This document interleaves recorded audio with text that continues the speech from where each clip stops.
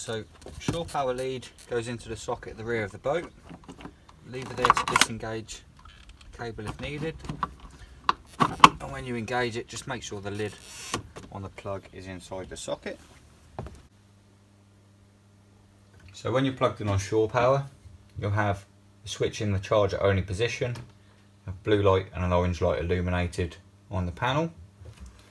When we're not on shore power, we have it in the off position, and then if you want to use the sockets, we then put it into the on position for the inverter on. So when not in use, turn it off. So this is our gas locker in this boat. So we've got two gas bottles, will both be on.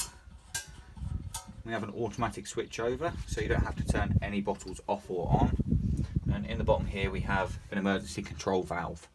So if you smell gas on board, you isolate it there and give us a call so we can get somebody to come and sort it out for you.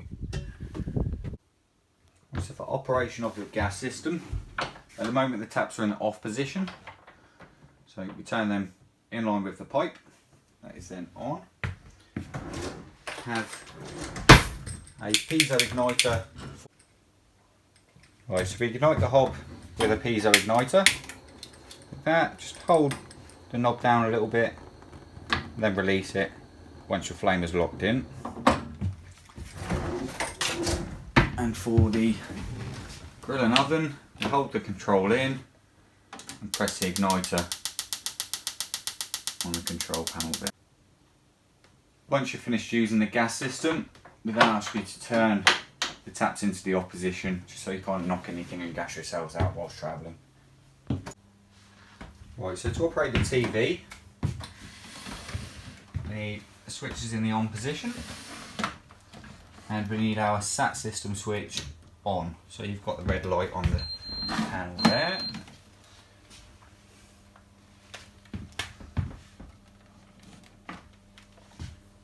You have two separate remotes, one for the Freeview box and one for the television. So once your satellite is locked in, you have your images on the screen. If you don't want to watch the television and you want a DVD, then on your remote you have the source button just underneath the number 7. Press that, scroll down to DVD and engage onto DVD. And your DVD player is in the side of the television just there. Right, so on the dash panel here we have 4 gauges. So you have your 2 toilet gauges, your water tank gauge and your fuel tank gauge. When your water gauge gets into the red, you want to top it up, and when your toilet tanks get into the red, you'll need to get them pumped out.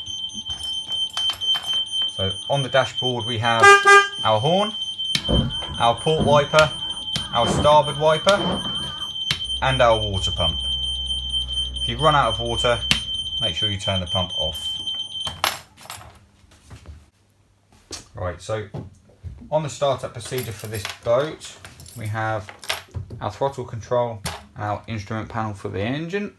We disengage the throttle and push that forward so that is throttle only, no gears. Turn the ignition to heat for 10 to 12 seconds.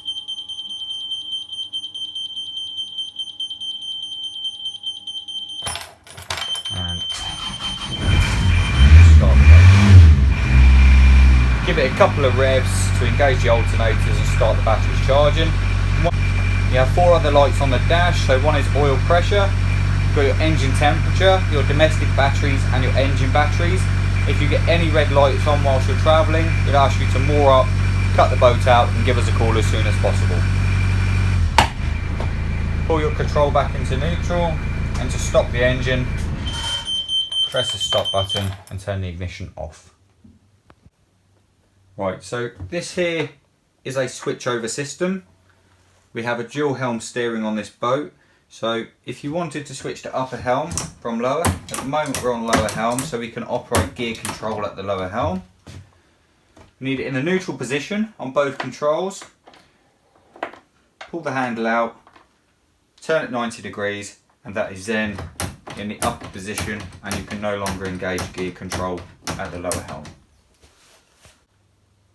Right, so this here is your bow thruster controller. So you flick the switch to the left to turn it on. You have your starboard and your port thrust. Right, so on the upper helm we have our gear and throttle control. We have our horn, our instrument panel with our warning lights, and our thruster control. Now the thruster control up on the upper helm, you have to press the button to engage it on and off, and then you have your toggle switch to thrust, port and starboard. So whilst you're in a shower, if you press the shower pump switch, that'll run for a couple of minutes, so however long you're in the shower, you might just need to press that a couple of times, and that is the same function for both showers on board this boat. Right, so we have two hand pump flush control toilets. To flush the toilet initially, we want to fill the bowl up with a little bit of water. We flick the control switch to the left hand side, which is water in. Pump the toilet, which will fill the bowl. Once we're done that and we're finished on the toilet, we then turn the handle to empty and pump the waste away. When you're finished with the toilet, leave the switch control in the empty position so the bowl can't siphon and fill itself up with water.